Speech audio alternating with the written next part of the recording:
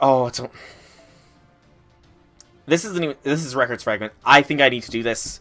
I need to do this before I call the stream here, and then we'll pick up things on Sunday, possibly continuing. So, while pizza is here, I've been going for 3.5 hours. I'm finishing this up because this is a one-note node. So, I'll pause for a moment. Okay. Records Fragment. No battles. Let's do this. But, would it need to hit the Divine Core first, J6, for the OG Black Barrel to do it? Would it need to hit the Divine Core first? That is my question. Okay. Just wanted to know. Okay. So this is like a records thing. If anyone were to ask when my life changed, I know exactly what I would tell them. Springtime when I was 15. That said, this isn't the kind of thing you go around telling people about. By all rights, I should take it to my grave. Back then, I was enrolled in the astronomancy department at the clock tower, aka the Mages Association headquarters. I was the 13th heir to the Woodame legacy, the child who had been granted the protection of the stars. Oh, this is Kirstaria backstory. Interesting time to place it.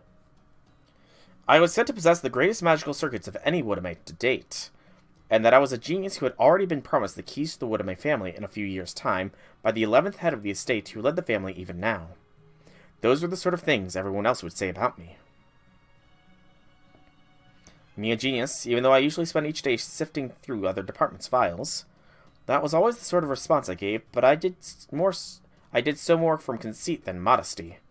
I knew I was talented. I was confident I would one day be exactly what everyone expected me to be, and more.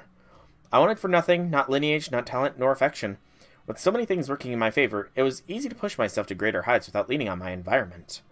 Back then, I took pride in my excellence and would constantly work to further improve myself. I believe those blessed with natural talent should still continue to apply themselves, should set their sights on even greater stages. Well, that's good.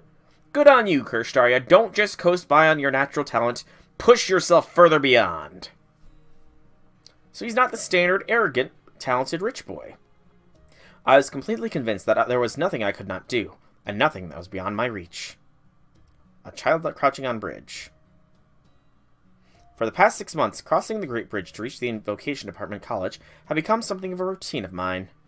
I noticed what appeared to be beggars by the path at the opposite side, but I never gave them any thought. At the time, I didn't even see them. It wasn't that I disliked them, or that I was trying to avoid them. It was that, for me, they may as well have not existed at all. I was a prodigy, born to carve out a new age of magecraft. I didn't have time to get involved with people like them. Okay, this may be a bit arrogant. I was born into the environment far better than most could have hoped for, with talents far greater than most could dream of. That was why I had a duty to fulfill. I was going to create something beautiful. I was going to create something wonderful. It was that ideal, that passion, that made me apply myself to my studies day in and day out. It was the reason I so frequently visited that college, even when it arguably belonged to an enemy. Belonged to an enemy, huh? I didn't realize how arrogant I was being. How childish. Okay, so he admits to being arrogant. That's fair. On that day, I was headed home later than usual. It was the middle of the night, with no one on the bridge, and the stars hidden behind the clouds. Man in hat, Kirstaria Woodame. Everything happened so fast that I failed to react in time. That turned out to be a fatal mistake. I wasn't surprised that an assassin had been sent to kill someone as young as me. Yeah, you've said that before. But Mash has Black Barrel. She is now a god killer. Although, her and I are god killers, I guess. I was surprised because my would-be assassin was a manservant I had frequently seen in my own house. I counterattacked automatically before I even thought about what to do, thanks to the spells that had been engraved upon my body. The assassin never got another chance. Vacuum blades sliced him to bits before he could pull the trigger again. But it was enough. He had already critically wounded me, and there was no hope of escape. He wasn't the only assassin who had been sent to take my life. I knew because... It's done. Send out more men. Find Kirstaria's body. It was my father, trying to kill his own son. Ugh. Father should not kill her son. He fell into the river. Find him! Of course, I wasn't the one who had fallen in. It was my ring, after I'd cast a weight alteration spell on it. So because... It still has the god-killing properties, though. It so clearly has the god-killing properties. It just doesn't have the capability of... You need to use your own lifespan to become a bullet, I guess. I knew it wouldn't do more than buy me some time, but at the moment, it was the best move I could make. After I drew the assassin's attention towards the river, I activated my footstep cancellation spell in my shoes and got as far away from them as I could. Okay, now what do I do? But it did! They literally said it has the ability to kill gods. Unless you're talking the replica in notes can't kill gods. My consciousness began to fade away. I went back to the bridge instead of headed to the city exit, and my strength just gave out as I was making my way back to a narrow back alley. At the time, I didn't know yet know that my assailant's weapon was an ordinary magecraft. Rather, it was a kind of poison, just like the sort used by a famous mage killer that was designed to attack magical circuits directly. Oh, so Kiritsugu still exists in this world. That's good to know. That's good to know. Man, it's a good thing they didn't hire Kiritsugu, otherwise Kirstari would be dead. Ugh. I was in a dimly lit room. Within it was nothing more than the sound of dripping water and the scent of mildew. I was on a makeshift bed made from an old wooden crate. A bare minimum of bandaging had been applied to my back. There was no pillow, no blankets, and no restraints on my arms or legs. I was technically free, but unfortunately, I wasn't able to move so much as a finger. The wound on my chest had yet to close, and I lacked the strength even to stand. I had been laid to rest with no more of the ceremony than a corpse. Where am I? At first I thought my assassins had captured me, but then I realized they would have no reason to keep me alive. After all, since it was my own family who was trying to kill me, there was little sense in torturing me for information. I couldn't understand what was going on. My thoughts refused to put themselves in order.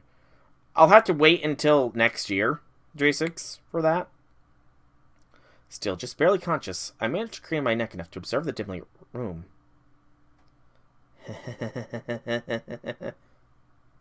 Something was in the corner of the room, as if it were trying to hide from what little light there was. It was then that I noticed something strange staring directly at me. Kid? He was saved by a child? Seriously? Just when I decide to stop by so it doesn't look like I've been gone for 2 days straight. I can't believe this guy. He's just basking in the sun, snoozing away on a bench without so much as a single guard. Hey, what am I? Don't you think it's time you got up? You are the cryptid's leader, right? Aren't you the one guy representing humanity in the power struggle between the Olympian gods and humans? How can you just leave yourself completely defenseless like this? Come on, wake up already. Is that you, Kadok? Wait, Kadok. What are you doing here? This is my room. Never mind, no it isn't. This is the Hanging Gardens of the Great Orbital Shrine Olympia. Well, that was careless of me. The sunlight was so pleasant that I didn't even realize I had fallen asleep. I was dreaming about something I hadn't thought about in a long time. I feel very silly. I guess I just get too relaxed without Canis around to keep me in line. Anyway, thank you for waking me up before I could waste any more time. Hey, you know what? Kirstari and us, we share the same talent. We can fall asleep anywhere. You don't have to thank me. I only spoke up because it was weird seeing you like that. Weird? How so? Well, you're not exactly the sort of guy to just doze off out in public. You're like the perfectionism incarnate. You don't get to take naps like a typical college slacker. I see. Well, I do have to take some issue with that impression you seem to have of me. I also understand now why it seems you were so surprised. I'll be more careful in the future. Now then, what is it you wish to see me about, Kadok? Do you have something to report to me? Oh crap, I was shocked seeing him sleep like that. I forgot I actually didn't have anything to tell him. And I can't just figure he'll know I've been up to something. Wait, I've got it. They got Demeter. One of the great gods of Olympus, gone just like that. Some perfect being she turned out to be. Oh, one more thing. A tan lancer with white hair was helping them out. Ow? I don't know who Ow is. Look, it looks like Europa didn't catch that part. So how's it feel, Woodame?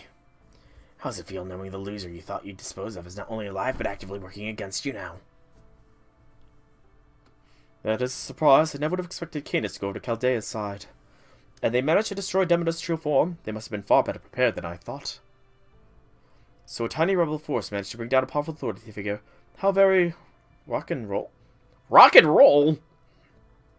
No, wait. Heavy metal feels more appropriate given the composition of the gods' bodies. Okay, Kirstaria. Why is Kirstaria talking about rock and roll and heavy metal music? Is he a metalhead? Am I going deaf, or did you just make a lame pun out about music? Apologies. Perhaps I've not quite awakened yet. At any rate, I'm surprised you knew something even Queen Europa did not. It almost sounds as though you were there watching things unfold in person, Haddock. You must have found a very good familiar indeed. Well, you know, I can't just sit around here mooching free grub forever. I'm still a crypto after all, so I need to be ready to fight again at least one more time. Hey, Phoenix, yes indeed. Yes indeed, the black barrel just dropped, and what a drop it was. She did. Like the infamous line from Hellsing Abridged. Get that bitch a cannon. Bitches love cannons. I see. Then make sure you take good care of that familiar. An ace up your sleeve can mean the difference between life and death, after all. Rest assured, you don't need to tell me the other cryptos or anyone else in Olympus what yours is. That said, if you come to light that you are using something you shouldn't be, then I will unfortunately be forced to respond in whatever way is appropriate. I have my own role to fulfill, after all. Shit, how much does he know? I better change the subject fast. So, by the way, about Demeter. Chaldea might have been able to beat her, but it still wasn't because they straight up overpowered her. Looks more like a revolver for her. Okay, interesting. It looked to me like Demeter was looking for something. No, that's not right. Maybe trying to recover something. She kept apologizing over and over. And not to the Olympians she was killing, but to the one person in particular. That's the only reason they were able to destroy her. And I knew what she was looking for. I see, so that did hold her back as I suspected it might.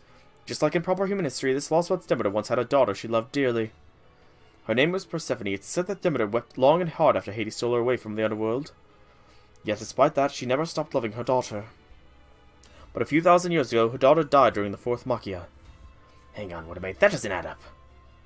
I don't know if she was a full god or demigod or what, but I thought people didn't die in this city. Not necessarily. Humans are simply incapable of killing other humans. The immortality humans enjoy in this lost world is not true mortality, but it's pseudo-immortality. The gods can easily end their subjects' pseudo-immortal lives if they wish. So the one who killed Persephone was... One of the gods? You mean one of the gods from the Coexistence faction? No, it was not one of them. It was Demeter, wasn't it? Demeter killed her own daughter. Then, Persephone sided with the Coexistence faction, or Zeus ordered Demeter to kill her own daughter. So she was calling out to the daughter she killed, as if she was still alive, huh? Sounds almost human of her. These gods are machines, right? How can they function properly when they're contradicting themselves like that? I understand your confusion, but it's precisely the machine nature that makes this no contradiction at all. Their minds don't work like ours, after all. That's the tragedy of the 12 Olympian machine gods right there. Whether gods create humans or humans create gods, both sides usually share a common understanding of the world in which they live. But the Olympians are different. They weren't gods to begin with, they only came to be defined the way over time. It was because their functionalism enabled them to control the weather, provide immense amounts of food, destroy various life forms' memories, and mass-produce weapons. That led to the residents of this Lostbelt seeing them as gods. Then they incorporated this definition into their functions in order to operate more smoothly on this planet. After all, the people of the ancient world wanted superior beings they could pray to, not cold, unfeeling spaceships. And so they accepted the new roles they had been given, and became mechanical gods instead of mere machines. As a result, they ended up making this god play acting into a new directive, all without ever understanding how intelligent beings treating them as gods actually felt. Cold and unfeeling, huh? So is that why Demeter went nuts, because she ended up feeling that tacked onto her that she didn't need them? This was less a matter of contradiction than it was of conflict. Humans can rationalize acts by telling themselves that there was nothing else they could have done. But she had no choice but to treat the order to kill her own daughter like any other assigned task. She wasn't crazy, she was just in pain. That's what it means to be a god in this Lostbelt. It's also why they were able to realize the real-life utopia where nobody has to die or grow old. Here, I thought machines always operated on pure logic. Alright, if that's what the gods are like here, what's your game, Wadame? Your goal is to bring about the age of the gods again, right? Is that really the kind of god you want to be? Of course, gods should run the world. That being said, the future of the answer I seek is a little different from Zeus's. What I seek, Kadak, is an even more perfect age, an age where there will be neither conflict nor contradiction. It is my responsibility to see that age come about, and it is what the form God wishes. I do wonder. Alright, and that is the intermission done. We get another quartz for our troubles, and with that, I think, while Section 8 might only be 3 sections long, I am starving, and my pizza is getting cold. Though, to be fair, I do like pizza when it is not piping hot, but just you know, still warm. So, I think I'm going to call this stream of FGO here. We are 7 sections and 1 intermission through Atlantis. I don't know if the intermissions count to the 27 chapters that I was told before, If it did, then we are technically 8 out of 27 the way through. We're technically getting through 4 through each. If we can keep this pace up, we'll be done with this next Friday. If we can pick our pace up, though, on Sunday, we could be done quicker. So, that is for the future we did worry about. For now, I've been Solar Dragon. I hope you've enjoyed. Things are really heating up. We have become God Killers. I just need to look up what kind of side that is. And I will look that up and tell you all in the next time. Have a fantastic evening, everybody.